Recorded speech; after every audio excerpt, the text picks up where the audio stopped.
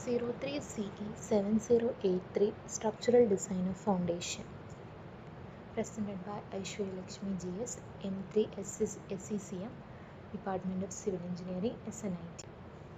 First module first topic ആണ് Introduction to Soil Structure Interaction. First നമ്മൾ നോക്കുന്നത് എന്താണ് സോയിൽ എന്നാണ്. എർത്തിൻ്റെ ഒരു അപ്പർ ലെയർ ആണ് പ്ലാന്റ്സ് ഗ്രോ ചെയ്യുന്ന അപ്പർ ലെയർ ഓഫ് എർത്ത് ആണ്.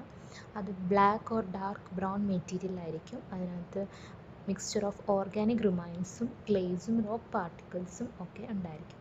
ഇത് ജനറലായിട്ടുള്ള സോയിലിൻ്റെ ഡെഫിനിഷനാണ്. ഇനി എഞ്ചിനീയറിംഗ് വേയിൽ it is defined as the unconsolidated material composed of soil particles produced by the disintegration of rocks. Soil എന്ന് പറയുന്നത് അൺകൺസോളിഡേറ്റഡ് മെറ്റീരിയൽ ആണ്. അൺകൺസോളിഡേറ്റഡ് എന്ന് പറഞ്ഞാൽ sediment which is loosely arranged. Unconsolidated ആയിട്ടുള്ള മെറ്റീരിയൽസ് ആണ്. അതിനകത്ത് സോയിൽ പാർട്ടിക്കിൾസ് കമ്പോസ് ചെയ്തിട്ടുണ്ടായിരിക്കും. ഈ സോയിൽ പാർട്ടിക്കിൾസ് റോക്സിന് ഡിസിൻറ്റഗ്രേഷൻ വഴിയായിരിക്കും പ്രൊഡ്യൂസ് ആവുന്നത്. Next bearing capacity of soil. സോയിലിൻ്റെ ഒരു ഇമ്പോർട്ടൻ്റ് ആയിട്ടുള്ള പ്രോപ്പർട്ടിയാണ് bearing capacity. It is a capacity of soil to support the load applied to the ground. ഗ്രൗണ്ടിലോട്ട് അപ്ലൈ ചെയ്യുന്ന ലോഡിനെ സപ്പോർട്ട് ചെയ്യുന്ന സോയിലിൻ്റെ ഒരു കപ്പാസിറ്റിയാണ് ബിയറിംഗ് കപ്പാസിറ്റി. അതിന് ഒരു മാത്തമാറ്റിക്കൽ ഇക്വേഷൻ ഉണ്ട് കണ്ടുപിടിക്കാൻ, QA = QU/Fs എന്ന്. ഇനി ലോവസ്റ്റ് ബിയറിംഗ് കപ്പാസിറ്റി മോയിസ്റ്റ് ക്ലേക്ക് ആയിരിക്കും. ഹയസ്റ്റ് ബിയറിംഗ് കപ്പാസിറ്റി ഡെൻസ് സാൻഡിനായിരിക്കും ഉണ്ടായിരിക്കുന്നത്. ഇനി എന്താണ് ഒരു സോയിൽ സ്ട്രക്ചർ എന്ന് പറയുന്നത്? It describes arrangement of solid part of the soil and of the pore space located between them. സോയിലിലുള്ള സോളിഡ് പാർട്സിൻ്റെ അറേഞ്ച്മെൻറ്റും അതിനിടയ്ക്ക് ഉള്ള പോർ സ്പേസ് എങ്ങനെയാണ് എന്ന് ഡിസ്ക്രൈബ് ചെയ്യുന്നതാണ് സോയിൽ സ്ട്രക്ചർ. ഒരു നല്ല സോയിൽ സ്ട്രക്ചർ എപ്പോഴും ഇമ്പോർട്ടൻ്റ് ആണ്, സോയിലിനകത്തോട്ട് എയറിനെയും വാട്ടറിനെയൊക്കെ അലൗ ചെയ്യാൻ വേണ്ടിയിട്ട്. പിന്നെ 5 ക്ലാസ്സസ് ഓഫ് സ്ട്രക്ചേഴ്സ് ഉണ്ട് സോയിലിനകത്ത്. Platy, prismatic, കൊളംനാർ, granular, blocky. Platy എന്ന് പറയുന്നത് പ്ലേറ്റ് ലൈക്ക് ആയിട്ടുള്ള സോയിൽ സ്ട്രക്ചർ ആയിരിക്കും. കോമ്പാക്റ്റഡ് സോയിൽസിനകത്തൊക്കെ അത് യൂഷ്വലി ഉണ്ടാവും. നെക്സ്റ്റ് ബ്ലോക്കി എന്ന് പറഞ്ഞിട്ടുണ്ടെങ്കിൽ ലാർജ് സൈസ്ഡ് ആയിട്ടുള്ള സോയിലായിരിക്കും ബ്ലോക്കി. പ്രിസമാറ്റിക്കും same as that of blocky. Next ടോപ്പിക്കാണ് നമ്മുടെ ടോപ്പിക്കാണ് സോയിൽ സ്ട്രക്ചർ ഇൻട്രാക്ഷൻ എന്ന് പറയുന്നത്.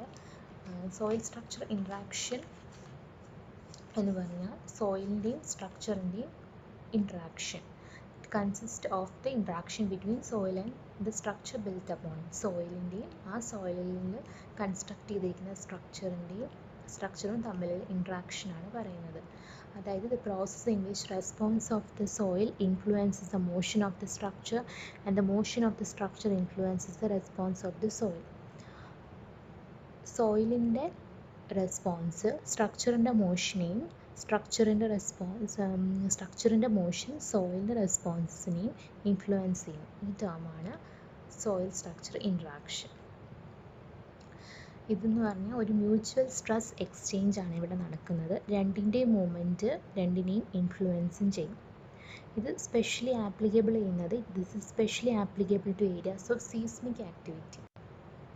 ഈ ഫിഗറിൽ കാണാം എർത്ത് വേവ്സ് സോയിലിലേക്ക് അപ്രോച്ച് ചെയ്യുമ്പോൾ സോയിലിൽ ഒരു ഇൻഫ്ലുവൻസ് ഉണ്ടാവുന്നു, ഒരു റെസ്പോൺസ് ഉണ്ടാവുന്നു. ആ റെസ്പോൺസ് കാരണം സ്ട്രക്ചറിൽ ഒരു മോഷൻ ഉണ്ടാവുന്നു. ഇതാണ് സോയിൽ സ്ട്രക്ചർ ഇൻട്രാക്ഷൻ.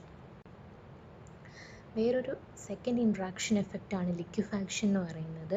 ഫൗണ്ടേഷൻ്റെ സിങ്കിങ് ആണ്, സീസ്മിക് എഫക്റ്റ് കാരണമുള്ള ഫൗണ്ടേഷൻ സിങ്കിങ് ആണ് ഈ ഇൻട്രാക്ഷൻ.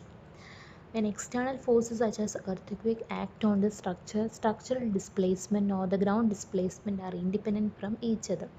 External forces ആയിട്ടുള്ള earthquake സ്ട്രക്ചറിൽ ആക്ട് ചെയ്യുമ്പോൾ സ്ട്രക്ചറൽ ഡിസ്പ്ലേസ്മെൻറ്റും ഗ്രൗണ്ട് ഡിസ്പ്ലേസ്മെൻറ്റും ഇൻഡിപെൻഡൻ്റ് ആയിരിക്കും.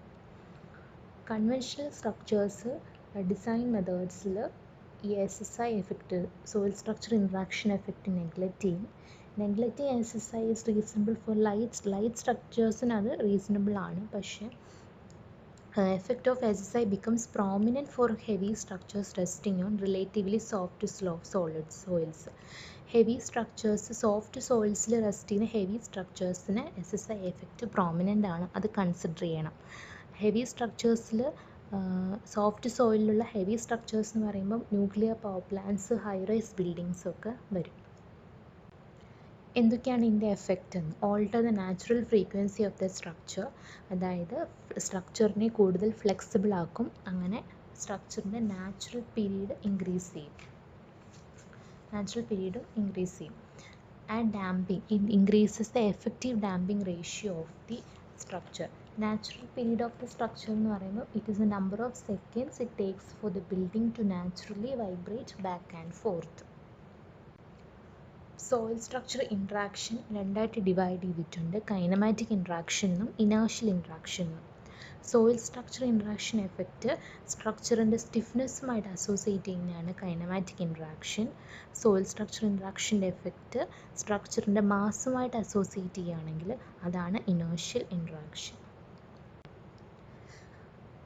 നമ്മൾ സോയിൽ സ്ട്രക്ചർ ഇൻട്രാക്ഷൻ കൺസിഡർ ചെയ്താൽ more flexible structural design can be obtained. More structural design നമുക്ക് ഒബ്റ്റെയിൻ ചെയ്യും. This helps in increasing the natural period of the structure. This provides an improved structure. Rigid സ്ട്രക്ചേഴ്സിനെയൊക്കെ compare ചെയ്യുമ്പോൾ നമുക്കൊരു improved structures ഇതിൽ നിന്നും കിട്ടും. ഇതാണ് soil structure interaction. Thank you.